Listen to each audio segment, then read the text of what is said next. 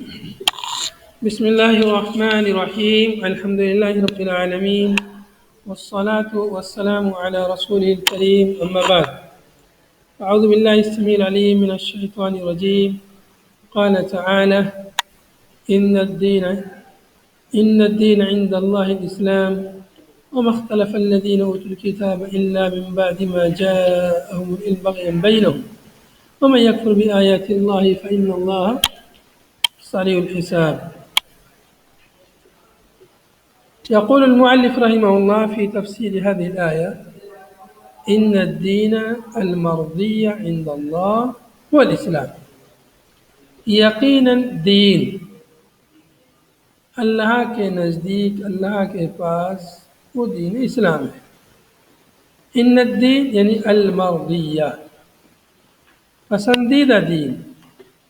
ان الدین المرضیہ، پسندیدہ دین جو اللہ کو پسند ہے، جس سے اللہ تعالیٰ راضی ہوتا ہے، جس سے اللہ تعالیٰ خوش ہوتا ہے، وہ دین کون سا دین ہے؟ وہ الاسلام، وہ دین اسلام ہے.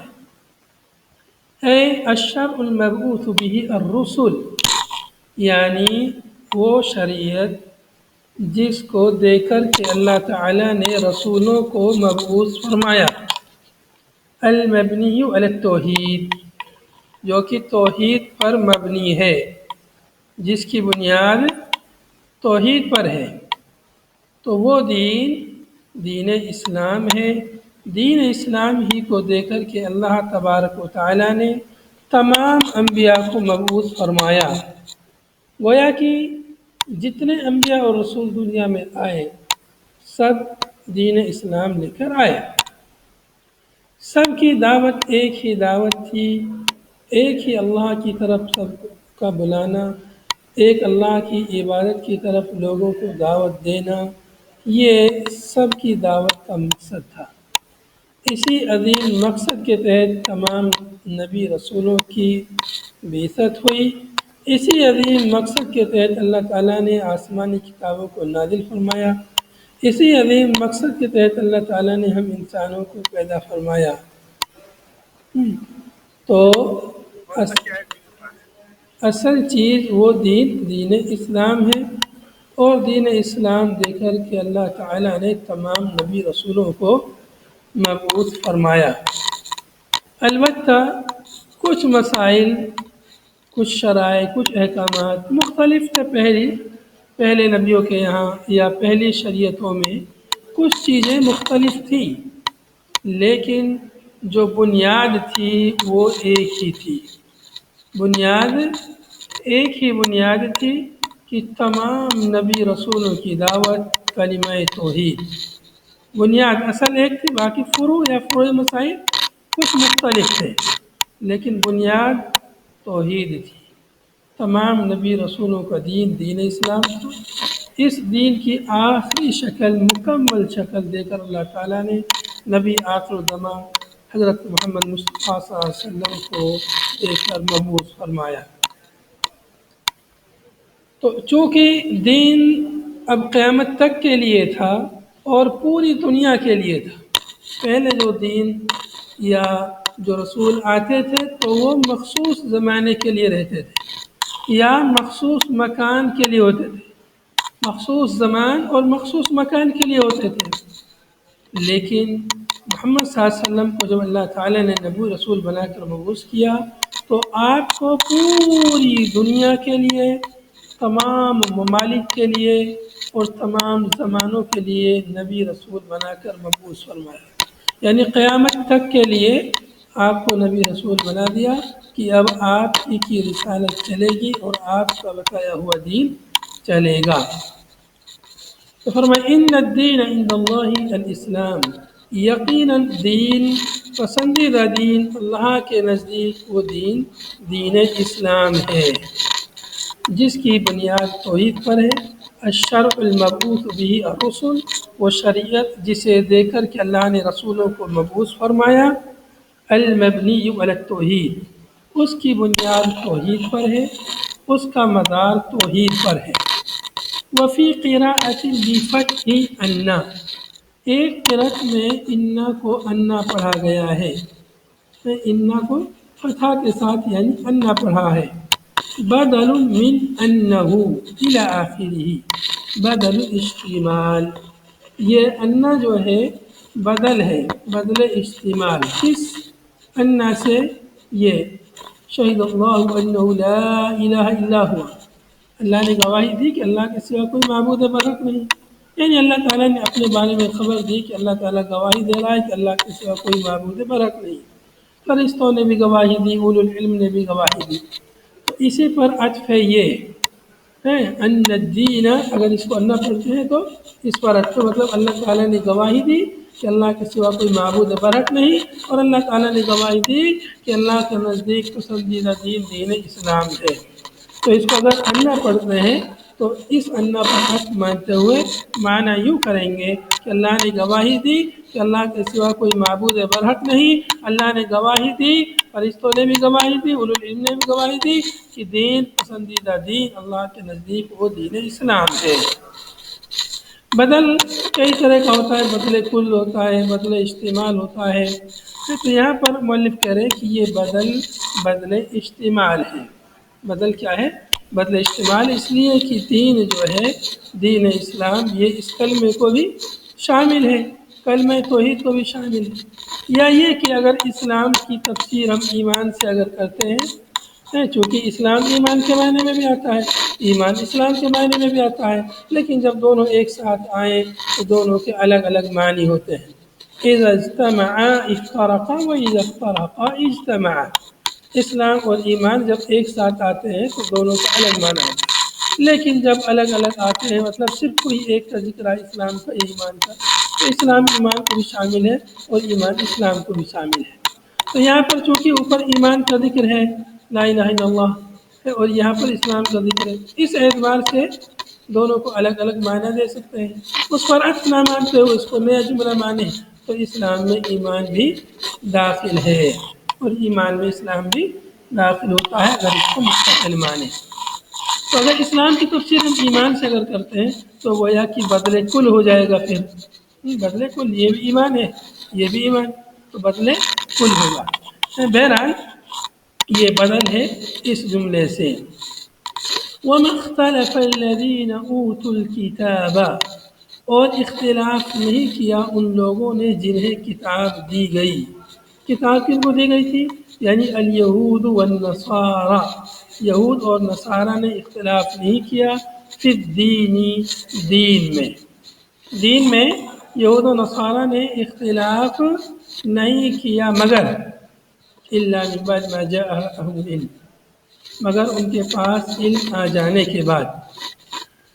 وما اختلف الذين اوتوا الكتاب، اوتوا الکتاب، یہودیوں کو کتاب دی گئی تھی اس لیے انہیں اوتوا الکتاب کہا جاتا ہے، وہ کتاب والے لوگ تھے، اور ان کے مقابل میں عرب والے لوگ ان کے پاس کوئی کتاب نہیں تھی، وہ لوگ جاہل تھے، وہ لوگ عجمی، وہ لوگ یعنی امی تھے، وہ لوگ امی تھے، ان پڑھ تھے، پڑھنا لکھنا نہیں جانتے تھے، تو اہل کتاب کے پاس کتاب تھی، پڑھے لکھے لوگ تھے، اس کے باوجود انہوں نے اختلاف کیا۔ ومختلف الذین اوتوا الکتاب یعنی الیہود والنصارى فی الدین، فی الدین کا تعلق کس سے ہے؟ ومختلف سے، اختلاف نہیں کیا اہل کتاب نے دین میں مگر علم آ جانے کے بعد، بِأَنْ وَحَّدَ بَعْضٌ وَكَفَرَ بَعْضٌ، کیسے اختلاف کا مطلب کیا ہے کہ بعض لوگوں نے اللہ کو ایک مانا، بِأَنْ وَحَّدَ، بعض لوگوں نے اللہ کو اکیلا مانا، اکیلا جانا، پھر اللہ کی وحدانیت کا اقرار کیا، وَكَفَرَ بَعْضٌ، اور بعض لوگوں نے اللہ تعالیٰ کے ساتھ کفر کیا، اللہ تعالیٰ کا انکار کیا، اللہ کی وحدانیت کو تسلیم نہیں کیا۔ یہ اختلاف جو ہے، اختلاف ہو گیا نا، کچھ لوگوں نے انکار کیا اللہ کا، کچھ لوگوں نے انکار نہیں کیا، اختلاف ہو گیا، تو یہ اختلاف ان لوگوں نے کب کیا؟ الا من بعد ما جاءهم العلم، بعد، مگر اختلاف نہیں کیا مگر کب؟ بعد اس کے کہ ان کے پاس علم آ گیا، بعد اس کے کہ ان کے پاس علم، کس چیز کا علم؟ بالتوحید، توحید کا علم آ جانے کے بعد ان لوگوں نے اختلاف کیا دین میں، حالانکہ جب علم آ جائے، کسی چیز کی معرفت اور معلومات ہو جائے، پھر اس میں اختلاف نہیں ہونا چاہیے، اس کا انکار نہیں ہونا چاہیے۔ معلوم ہے کوئی چیز، ایک تو ہے کہ معلوم نہیں ہے، پتہ نہیں ہے، پھر وہاں پر کوئی انکار کرے تو بات سمجھ نہ آتی، لیکن پتہ ہے، معلوم ہے، پھر اس کے باوجود بھی حد بھی کریں اور انکار کریں، کفر کریں، تو یہ اور بڑا گناہ ہے۔ ان لوگوں نے اختلاف نہیں کیا مگر اس کے بعد کہ ان کے پاس علم آ گیا، بغیم بینہم، بغیم بینہم، آپس میں شرکشی کرتے ہوئے یا آپس میں ضد کرتے ہوئے، بغیم من الکافرین، کافرین کی جانب سے، بینہم آپس میں زیادتی کرتے ہوئے یا آپس میں ضد کرتے ہوئے، کہ ضد کی ان لوگوں نے مسلمانوں کے خلاف بضد ہو گئے، نہیں کہ جو ہم کہیں وہی صحیح ہے، تو ان لوگوں نے ضد کرتے ہوئے انکار کر دیا اللہ کے نبی محمد صلی اللہ علیہ وسلم کی نبوت کو تسلیم کرنے سے، آپ کی رسالت کو ماننے سے انکار کر دیا۔ کیوں؟ ضد، بضد، بس اپنی بات پہ اڑے رہے، اڑین لوگ تھے، لیکن نہیں، بس جو ہم کہیں وہی صحیح ہے، کہ جو ہم کو اچھا لگے گا وہی اسی کو مانیں گے۔ تو ان لوگوں نے شرکشی کرتے ہوئے، زیادتی کرتے ہوئے، ضد کرتے ہوئے، کافرین نے انکار کیا اور اختلاف کیا ان لوگوں نے۔ وَمَن يَكْفُرْ بِآيَاتِ اللَّهِ، اور جو شخص اللہ کی آیتوں کا انکار کرتا ہے یا کرے گا، جو شخص اللہ کی آیتوں کا انکار کرتا ہے، منع کرتا ہے یا کفر کرتا ہے اللہ کی آیتوں کے ساتھ میں، فَإِنَّ اللَّهَ سَرِيعُ الْحِسَابِ، اللہ تعالیٰ یقیناً سریع الحساب ہے، یعنی بہت جلدی حساب لینے والا ہے۔ وَمَن يَكْفُرْ بِآيَاتِ اللَّهِ، اللہ کی آیتیں دو طرح کی ہوتی ہیں، آیات کونیہ اور آیات شرعیہ۔ آیات شرعیہ مطلب قرآن پاک کی آیتیں جو اللہ کا کلام ہے، یہ آیات شرعیہ ہے، اور آیات کونیہ یعنی کائنات سے، اور آیت میں نے نشانی ہے کہ اللہ رب العالمین کی پوری کائنات نشانی ہے اللہ کے وجود کی۔ اللہ رب العالمین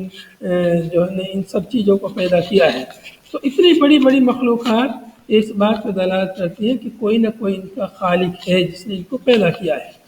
تو یہ ساری چیزیں، خود انسان بھی اللہ کی ایک آیت ہے، اللہ کی ایک نشانی ہے۔ تو کوئی چیز وجود میں آتی ہے تو اس سے یہ سمجھ آتا ہے کون اس کا موجود ہے، کس نے اس کو پیدا کیا ہے، یہ سوال ذہن میں آتا ہے۔ تو یہ پوری کائنات جو اتنی منظم انداز میں چل رہی ہے، سورج اپنی اسی رفتار سے چل رہا ہے، کبھی کوتاہی اس کی اسپیڈ میں نہیں آ رہی ہے، جیسے اللہ نے اس کو لگا دیا ڈیوٹی پہ، ویسے وہ ڈیوٹی پہ لگا ہوا ہے۔ کسی دن ایسا نہیں کہ چلو آج جو ہے 2-4 گھنٹے کے لیے سورج جو ہے ریسٹ کر رہا ہے، آرام کر رہا ہے، نہیں۔ چاند جو ہے رک گیا ہو، ایسا نہیں ہے۔ دن رات جو ہے رک گئے ہوں، جہاں ہے ویسے ہی نہیں۔ اللہ تعالیٰ نے جیسے جن کو لگا دیا ہے وہ کام کرے، یہ سب اللہ کی نشانیاں ہیں،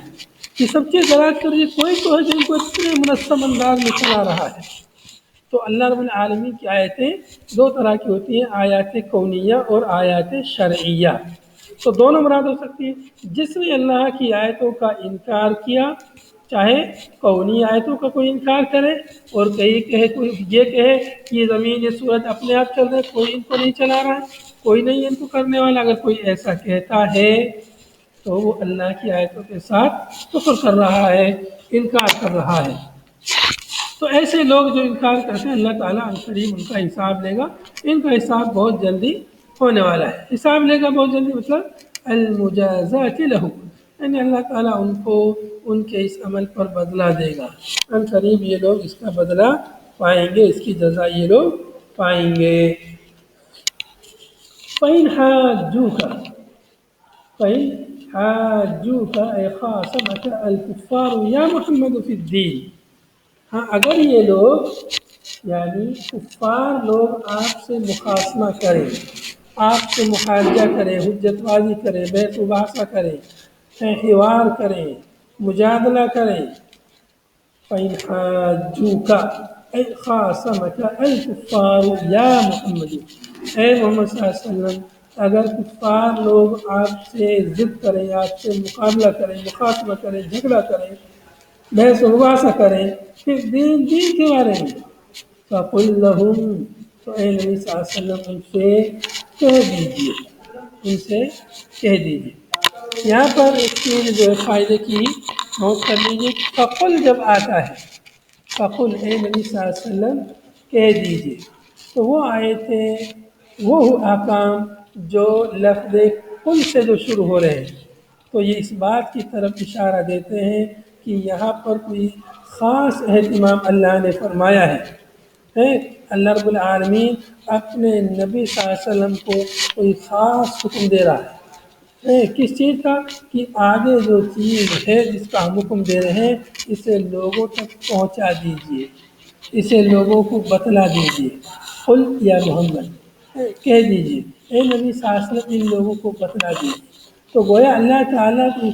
یعنی آگے جس چیز کا حکم دے رہا ہے وہ خاص حکم ہے،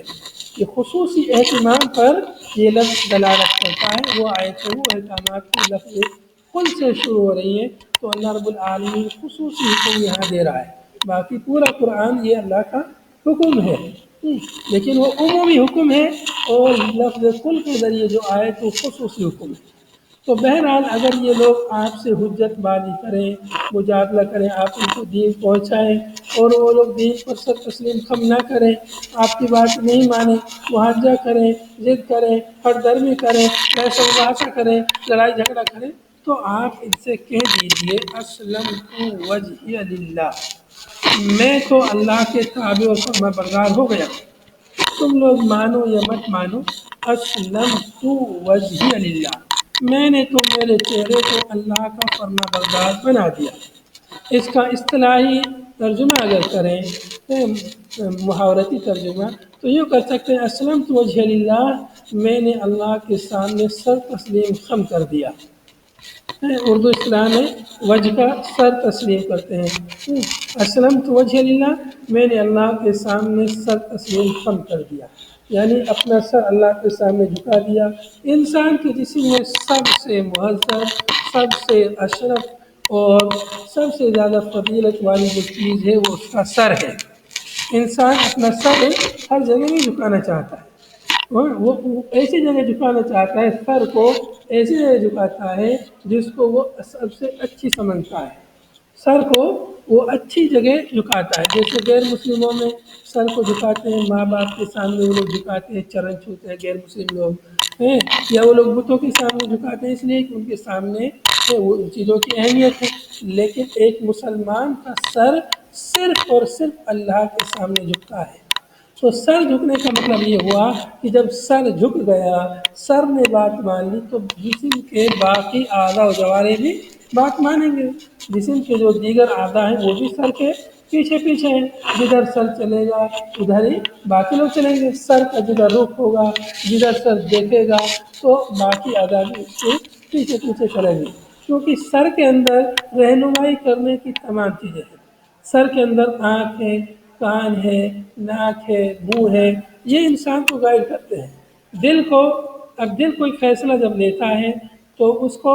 کیسے معلوم ہوتا ہے فیصلہ لینے کا؟ وہ آنکھ سے اس کو خبر ملتی ہے، آنکھ کے ذریعے سے۔ آنکھ نے کوئی چیز دیکھی، دل تک وہ چیز پہنچی، دل پھر فیصلہ لیتا ہے کہ کیا کرنا ہے کیا نہیں کرنا ہے، تو معلوم ہے سر کے ذریعے سے دل تک بات پہنچی۔ انسان کوئی بات کان سے سنتا ہے اور اس کے دل میں بات پہنچتی ہے، پھر وہ کوئی فیصلہ لیتا ہے کام کرنا ہے یا نہیں کرنا ہے، کیسے کرنا ہے، تو دل تک دل فیصلہ لیتا ہے، لیکن سر کے ذریعے ہی وہ بات دل میں پہنچتی ہے۔ اور سر کی اہمیت اور افادیت افضلیت اس سے بھی ہوتی ہے کہ انسان کے جسم کا کوئی بھی عضو، ہاتھ ہے، پیر ہے، انگلی ہے، کٹ جائے تو انسان زندہ رہ سکتا ہے، لیکن اگر سر کٹ جائے، سر تن سے جدا ہو جائے تو انسان زندہ نہیں رہ سکتا۔ اس کا سر بھی زندہ نہیں رہ سکتا، اس کا جسم بھی زندہ، کوئی بھی زندہ نہیں رہ سکتا ہے۔ تو زندگی اور حیات اسی سر سے ہے۔ انسان کا جو راس ہے، یہ راس اس کے جسم کا سب سے مشرف اور محترم اور مقدس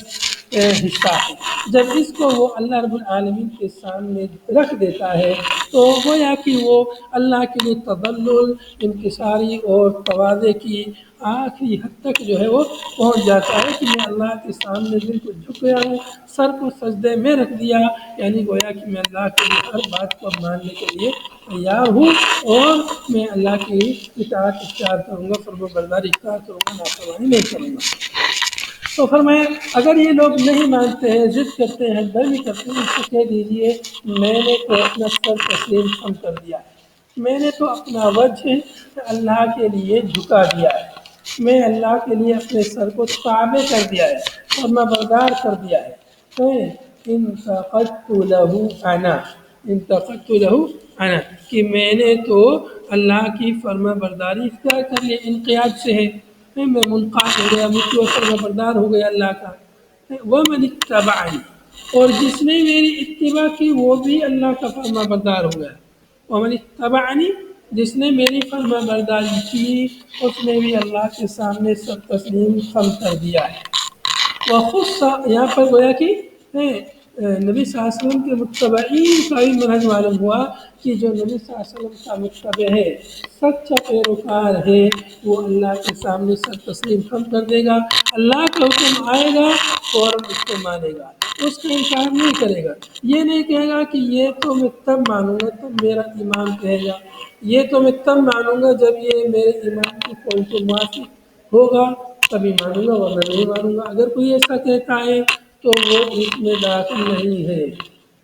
اسلمت وجہ اللہ ومن اتبعن، جو نبی صلی اللہ علیہ وسلم کا متبع و پیروکار ہوگا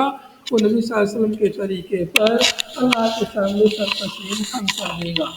وخص الوجہ، وجہ کو بالخصوص ذکر کیا ہے یہاں پر، اسلمت وجہیہ، میں نے اپنے چہرے کو مطیع اور فرما بردار بنا لیا ہے تو اللہ کا، تو مطلب یہ ہوا کہ وجہ کو جو ذکر کیا خصوصی لشرفہ، اس کے مشرف ہونے کی وجہ سے، چہرہ انسان کا جسے میں سب سے مشرف اور سب سے اچھا اور سب سے بہتر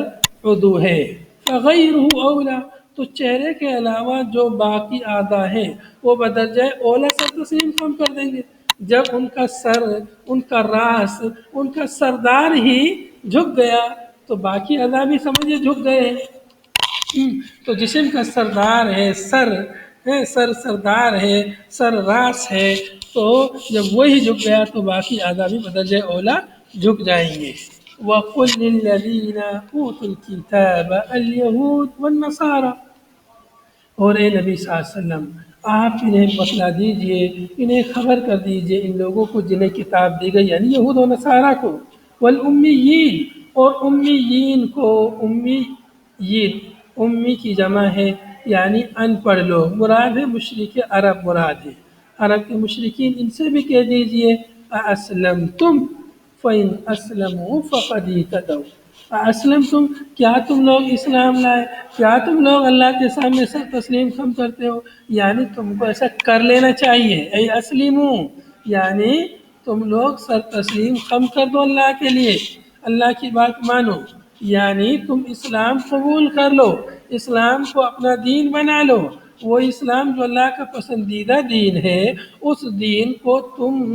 اپنا دین بنا لو، اس کو اس کے سامنے سر تسلیم خم کر دو۔ فَإِنْ أَسْلَمُوا، اگر وہ اسلام قبول کر لیتے ہیں، اسلام لے آتے ہیں، فَقَدْ اهْتَدَوْا، تب تو وہ ہدایت پا گئے، اگر وہ اسلام لے آئے تو ہدایت پا گئے، من الضلال، ضلالت سے، گمراہی سے، اگر وہ اسلام نہیں لاتے ہیں تب گمراہ ہو جائیں گے۔ وَإِن تَوَلَّوْا عَنِ الْإِسْلَامِ، اور اگر وہ لوگ پیٹھ پھیرتے ہیں، منہ موڑتے ہیں، اعراض کرتے ہیں اسلام لانے سے، فَإِنَّمَا عَلَيْكَ الْبَلَاغُ، تو اے نبی صلی اللہ علیہ وسلم آپ گھبرائیے مت، اگر وہ بات نہیں مانتے ہیں تو آپ نے اپنا کام پورا کر دیا، آپ کا کام بلاغ کا ہے، آپ کا کام تبلیغ کا ہے، آپ کا کام لوگوں تک دین پہنچانے کا ہے، آپ نے دین پہنچا دیا، آپ بری ذمہ ہو گئے، اب کوئی بات مانے یا نہ مانے، منوانا آپ کا کام نہیں ہے، دلوں میں ہدایت ڈالنا اللہ کا کام ہے، تو اس لیے آپ گھبرائیے مت، فإنما عليك البلاغ التبلیغ للرسالتی، آپ کے ذمے رسالت کی تبلیغ ہے، رسالت کی تبلیغ آپ کا کام ہے، باقی کام ہمارا ہے، اس لیے آپ گھبرائیے مت۔ واللہ بصیر بالعباد، اللہ تعالیٰ بصیر ہے بندوں کا، یعنی بندوں کو دیکھ رہا ہے، بندوں کو دیکھ رہا ہے، کون بات مان رہا ہے، کون نہیں مان رہا، کون سر تسلیم کھم کر رہا ہے، کون سر تسلیم نہیں کھم کر رہا ہے، کون مطیع اور فرما بردار ہے، کون اسلام لا رہا ہے نہیں لا رہا، اللہ سب کو دیکھ رہا ہے، اللہ کو سب معلوم ہے۔ فَمُجَازِهِمْ بِأَعْمَالِهِمْ، چنانچہ اللہ تعالیٰ ان کو ان کے اعمال کا بدلہ دے گا، جو اچھا کرے گا وہ اچھا پائے گا، جو برا کرے گا وہ برا پائے گا۔ وَهَذَا قَبْلَ الْأَمْرِ بِالْقِتَالِ، اور یہ قتال کے حکم دینے سے پہلے کی بات ہے، کہ یعنی یہ لوگوں کو مانو تو مانو، نہیں تو مت مانو، مطلب یہ قتال سے اگر جہاد کی فرضیت سے پہلے کا یہ حکم ہے۔ باقی جو ہے جہاد جب فرضیت ہو گئی تب یہ حکم گویا نہیں ہے، حالانکہ حکم ابھی بھی ہے، حالات کے حساب سے جہاں جیسے حالات ہوں وہاں پر آج بھی یہ حکم ہے کہ آپ لوگوں تک دین کی تبلیغ کیجئے، باقی کام آپ کا نہیں ہے۔ تو جہاد ہے وہ سست شرائط کے ساتھ ہے، ہر کسی کے لیے جہاد نہیں ہے۔ جہاد جو ہے حکومت کے حاکم وقت کے اشراف اور ان کی تابع داری میں ہوتا ہے، ایسا نہیں کہ کوئی بھی کہیں بھی جائے اور قتال اور فساد پھیلائے، وہ جہاد نہیں ہے، بلکہ وہ تو اور جو ہے یعنی فتنہ اور فساد ہے۔ تو جہاد ایک الگ چیز، جہاد مطلب جد و جہد ہے، جہاد مطلب برائیوں کو، ظلم و زیادتیوں کو ختم کرنے کی ایک کوشش کا نام جہاد ہے۔ تو چاہے وہ کوشش جو ہے لکھ کر کے ہو، سمجھانے کے ذریعے ہو، ظلم و زیادتی کو ختم کرنے کے لیے چاہے طاقت کا استعمال کرنا پڑے، یہ سب جہاد کی قسمیں ہیں۔ هذا وصلى الله وسلم على نبينا محمد وعلى آله وصحبه أجمعين، سبحانك اللهم وبحمدك نشهد أن لا إله إلا أنت نستغفرك ونتوب إليك، والسلام عليكم ورحمة الله وبركاته۔